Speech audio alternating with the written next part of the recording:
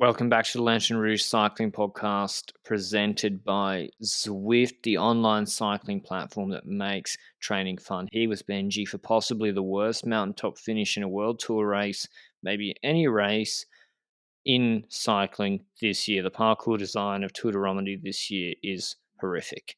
Having this stage before a mountain time trial blows my mind. And we had something similar to the Algarve mountaintop finishes foyer, which was just dreary as well. But luckily, you can listen to us talk about it if you want to watch it as well. Double trouble. 180 Ks from Aigle, where I think the UCI live, and that's why there's two Swiss World Tour stage races. And there's just like medium mountains connected together all day, 10K 7%, then two 7K 6% climbs put together. But the final climb, it's 30Ks of climbing, but it's like 7K 6% flat downhill rest, and then 6K 7% downhill rest, and then 4Ks 5% to finish. So with the Mountain TT tomorrow, no one's going to send it, and a bit of a headwind, I think, as well. But how do you even describe this climb, Benji? Like, how could you even approach it as another team? Because, like, I'm trying to explain why I think it's bad design. Because if you pace really hard the first bit, people will just come back on the descents. Yes, certainly. You need a team that can continuously put pressure without losing time with that pressure on the sections in between. And that's very hard to do. You need a proper team with that can perform that pressure. And there's no team in this race that has that pressure to put Jumbo in a situation where they're thinning out their team to just Dennis by the time they reach the final uphill section. That's just not happening. And Jumbo also knew that that would be the case at the end of the stage and likely came into this race with the idea that they were going to take control from the bottom and do a tempo that Dennis can take on and that can also kind of stop the attacks from coming. But attacks did come, but we'll get to that in a second. So next to that, I want to throw it back to you first. What's your take on that? Yeah, it's just no good, particularly when we don't have, like, Bahrain are not going to ride all for one rider because they don't know who's good. But yeah, we'll get into the breakaway in a second. Before that, mention our show partners, Zwift, the online cycling platform that makes training fun. Whether you're trying to just get a bit stronger on the bike for your weekend rides or preparing for a grand tour like MVP or Cavendish, there's something on Zwift to help you get fitter and have more fun on the bike. Zwift has real world and fantasy locations to ride in, hundreds of workouts on demand, training plans, a packed calendar of group rides and races, and even the ability to create your own meetup. If you want to check it out, if you haven't yet, head to Zwift.com down below and use the free 7-day trial. Jonas Zagira, Benji, he got in the break with Knox, Van Hoche. I thought the break had a bit of a chance today. Like, why didn't they get more of a gap? Well, because there were riders in the breakaway that are close in GC. Colombo was on 33 seconds, the Swiss national team guy, Oh, and really? obviously Jumbo has to go in the break, well, has to control the breakaway then to make sure that the breakaway doesn't take enough time by the end of today's stage. So the same damn story we've had for multiple days now. There were people close in GC in that breakaway, despite it being a rather large one. Again, we've had Latvians in there, but this time around they were a bit further in GC already, so they weren't really the problem here when it comes to the breakaway neutralizing themselves. But in the end, this breakaway really didn't get too far, although Izagirre was in there. That's something I found intriguing because he was on time because of that crash in stage, whatever, one or so. The And hater one. yeah, exactly. And therefore, he had the lost time that allowed him to get into a breakaway, but he was then ruined by riders in that breakaway that neutralized it for him. So, not the most fun day for Zaguirre as well, knowing that most likely in the breakaway. That breakaway gap went to like 5 minutes max and then went down from that point onwards. In the last 100K, just went down and down and down. And you know that was going to be a peloton situation at the end. Then we spoke about the final climb already. Nothing happened on the earlier climb, so it's all coming down to that final climb. And like I said, Jumbo was taking control from the bottom end. They had a four-man train, I think. Gijs Leemreis as the first man, then Geesink in the wheel. I think then Kus, then Kruiswijk, and then Dennis. So 5 men in that train. Leemrijs with a proper solid job keeping that up for almost the entire first stair section of the 3-step staircase that this climb is.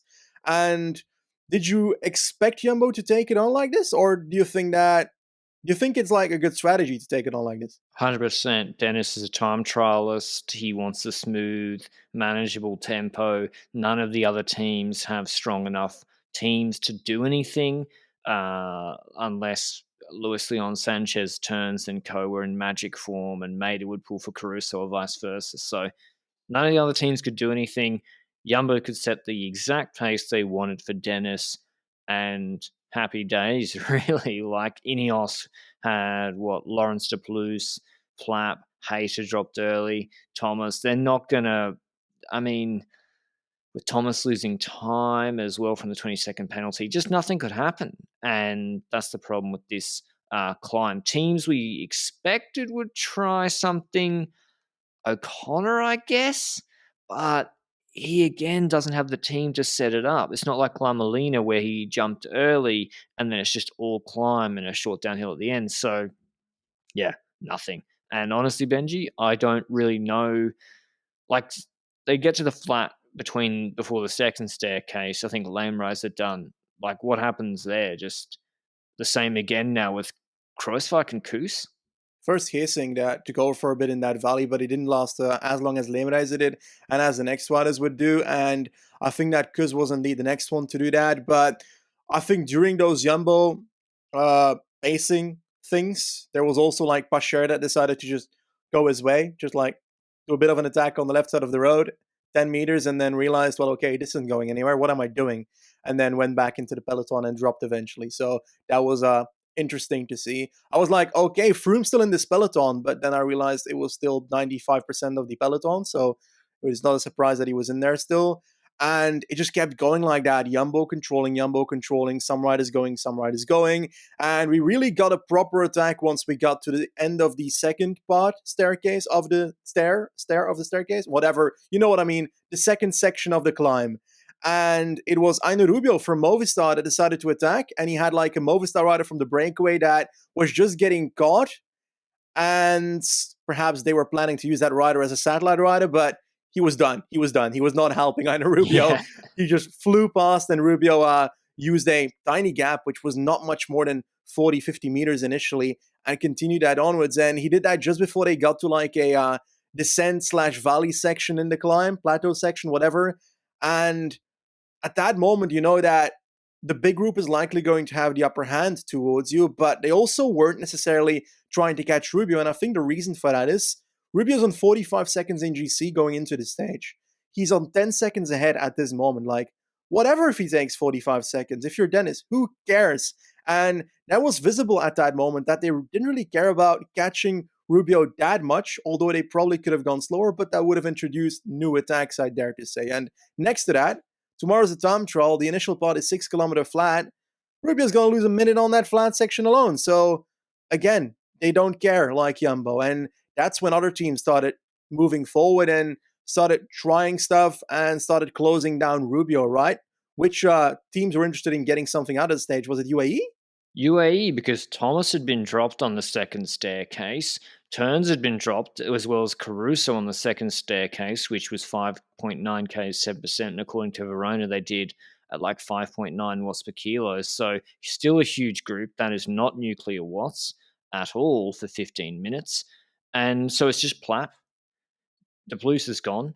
And as Benji said, UAE, Ayuso, the big boss, the real boss of UAE, sends Mark Hirschi forward.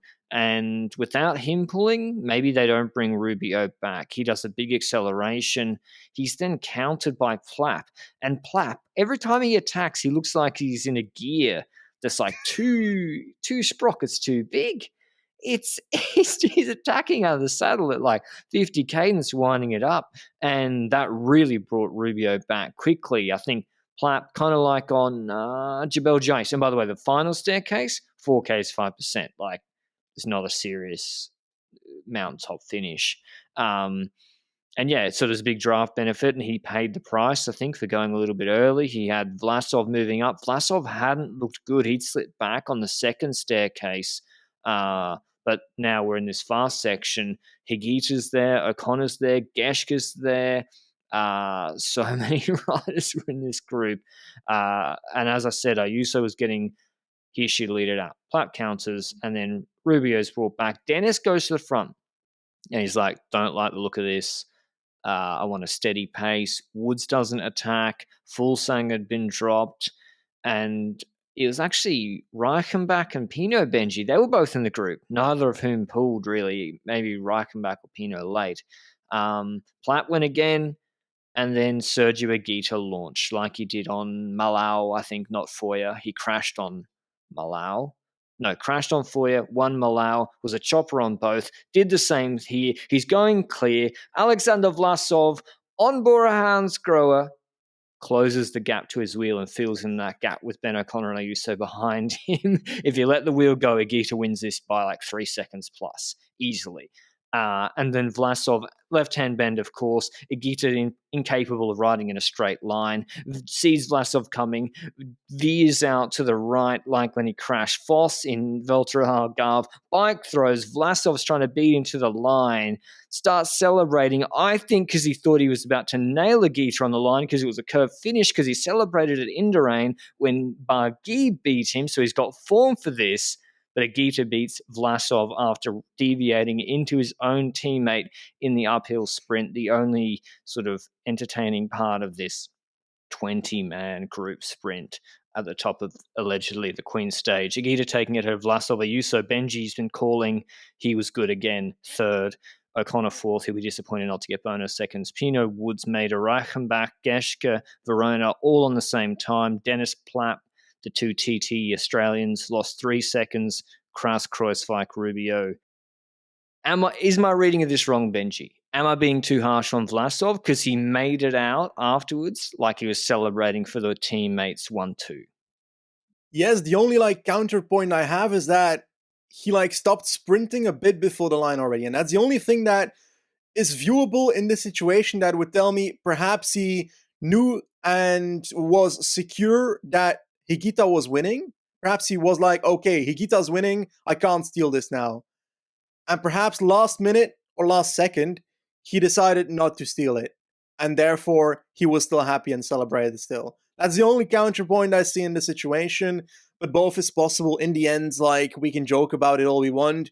It would have been embarrassing if Higuita crashed Vlasov out, but at the moment, they've got a result of a 1-2 in GC. Now, if I was the Bora DS, I'd try this. I don't know how effective this would be, but I would straight up, sorry, Higuita, but I would go to the UCI Commissaire's office. I would say, Higuita tried to deviate into Vlasov. He should be relegated, just so that Vlasov gets 4 seconds more in GC and is closer to Dennis. Haha, 9,000 IQ plays. Yeah, I think Higuita, I agree. When you look at the GC now, after this stage, Vlasov would be in second. He's currently third, 18 seconds behind Dennis. Higuita's not in the GC picture. He's 2 minutes back and will probably struggle in the TT tomorrow. So it will be pretty funny if Vlasov misses out on winning or the podium tomorrow in the TT by 4 seconds. He's already missing out on second by that amount. Because Higuita's a menace, man. I know. I did a video on this. Remember when Jungels crashed him out in the Tour, and it was Jungels' fault. He veered out suddenly way too far. I get that, but when I looked at that for the video for it, the Higuita being there made no sense. He pulled out of third wheel in the pace line and then went where other riders would be chopping off to come back. True. And it just made no sense that he was there. And Portugal, menace, and he nearly crashed his own teammate here, which is pretty hilarious. But yeah, not the best stage, but entertaining at the end. I think really when you look at I got nothing against Reichenbach and Geschke, but they're on the same time in this finish. I think that says all you need to know about this Queen stage. And I think Romandi is really I know I go on about it a bit, and last year it was mainly because I was being cranky because this was the last race I did in Australia before coming to Andorra on the Giro first rest day. But what's the point of Romandie? It's not a Tour de France prep because it's too far away. It's too close to the Giro, so there's no Giro contenders here. There's no sprinters tuning up. What is it, Benji? It's just not a World Tour worthy race. It's as simple as that. It's deserved its World Tour classification ages ago, and because of tradition, it still has it, and it shouldn't. And yeah, it's not a good parkour. It's also not a race that attracts the biggest fields in the world. It's not like a terrible climbing field either, but it's also not a field that you'd want to see in the likes of actual proper World Tour race. It reminds me of Tour de Pologne in that sense as well, where Tour de Pologne is very similar. It's also not a preparation race for the races that come after it in World Tour, and therefore it's not intriguing enough. And there's a lot of World Tour races that I'd like to see on the calendar, and Tour de Romandie is one of those. I would still like to see this race existing, but as a .pro race perhaps, because there's .pro races out there plenty that have a better feel and a better parcours than this race has. But in all honesty, I also want to add that shout out to Luke Plapp, and not because like he was in the finish and so forth, but he's the only person that decided in that second group to feel the sadness we had as viewers that nothing was happening in the stage, and he offered up his own chances to catch Aina Rubio and at least give us a sprint between two Bora riders. So I see Luke Plapp as the MVP, as he's the reason that those Bora riders could even sprint against each other in the first place. Platt was 41-1 to win the general classification of this race last night, which was just outrageous because no one obviously watched Catalunya, where he basically did in a road stage a time trial. He started the stage first climb, did a time trial up the climb, got in the car. Well, tomorrow from the UCI headquarters, I think, maybe that's an indication of why this is a World Tour race, Benji. It's from the Centre Mondial de Cyclisme à Aigle, which is near the UCI headquarters, to Villars. 16K TT. It's flat to false flat uphill for the first 4.5 kilometers, and then a 10.2 kilometer 8% climb, which is steady, which Rowan Dennis will be quite happy about. The first 2.5Ks, 8.7%. That is road bike territory, but the flat section is too short to merit a bike change or starting on the TT bike. Can someone ask Tom Dumoulin that knows him, would he do tomorrow's TT on a TT bike? I Do you think know him, yes. Benji? I don't know him personally. Like I He lives haven't in spoke. Belgium. Does he? I didn't even know that. Like I don't know my Tax. neighbors here. Let's be honest about it. I speak English 75% of the time now. So, but yeah. To be honest, about this time trial, I think that I've only really got two names on the list right now that could win this time trial, and probably there's gonna be someone else winning. But I'm looking at Ayuso and Plapp as the two riders that could win this time trial. And mainly because while Vlasov has a decent TT, I the flat part at the start perhaps could hinder him a tiny bit. Higita's definitely not getting that. O'Connor could have no, I don't see it. I don't see it. Mater had a third place, I think, on that mountain time trial in Swiss last year, but he hasn't had the form he had last year in like this year, but he's getting better, it seems, at this Romandie. So perhaps he could get a better result at this mountain time trial than we are expecting. But those are kind of the three names together with Dennis. But is this climb too hard for Dennis, or do you think that the steady gradient will help him out? If it was 6%, I'd pick Dennis any day of the week, 5 to Mm-hmm. 6%.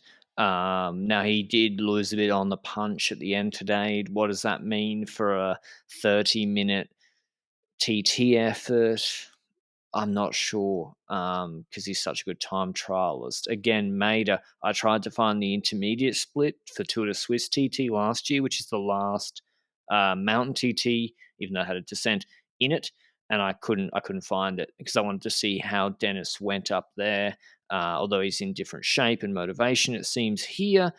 But yeah, Maida's a good shout. Plapp, I think, again, it's probably even a little bit steep for him. I think he prefers 6% to be really, really ideal. O'Connor, I think, is underrated a little bit here because let's be honest, like him and Haig are not good on the TT bikes, but here they'll be on the road bike, and he's good at doing his own tempo, like we saw in La Molina. Caruso dropped Benji. That really surprised me. I thought he was going to win tomorrow. Well, to be honest, we shouldn't have rated Sicily as high necessarily, I'd dare to say, because like he won Sicily, but it's still Sicily against Vincenzo Nibali, who's been relatively washed, and that comes from a Nibali fan like myself. So yeah, I would have said Caruso as well for GC after Sicily, but after today for the time trial tomorrow, I'm not saying it. I'd love to see either Plapp or Yuzo win. It's as simple as that. Like I want to see Plapp win because he's been like half working for people this entire Romandie, and like only it looks like he accidentally fell into the leadership role because Thomas wasn't good enough today. But they probably had in mind that he was the backup leader here. I would dare to expect. I'm just looking. According to PCS, and I know there's First Cycling will have the the Tour Down Under Santor Festival of Cycling. This is his fourth professional stage race, one of which includes that 2-1 Circuit South. Like, he's come from the track. It's not like the other riders. He's done no racing in Europe.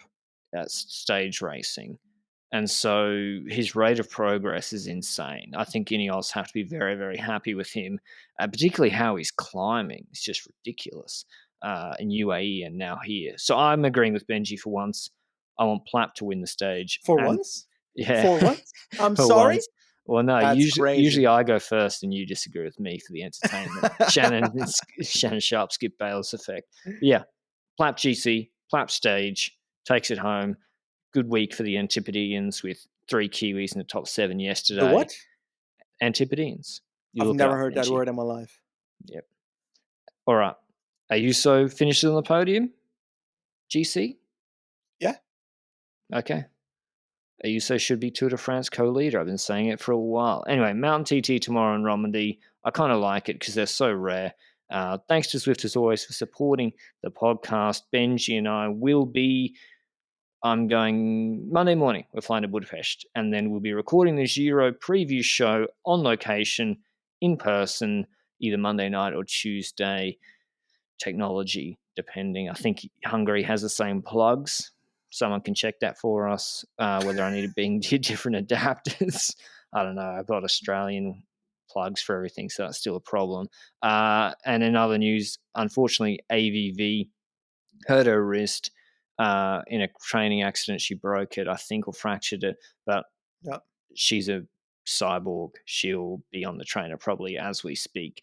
And she's got the ability to win the Tour de France Femme with a broken wrist anyway. We saw it at that Imola World Champs where she got second or third, something like that. Second, because Elisa Longo Borghini got relegated for chopping her into the barriers when she had a broken wrist or whatever it was. Yeah, thoughts with AVV, but I'm sure she'll be back. No problems at all. Thanks as always for listening, and we'll see you with the Romandie Mountaintop Time Trial recap tomorrow. Ciao.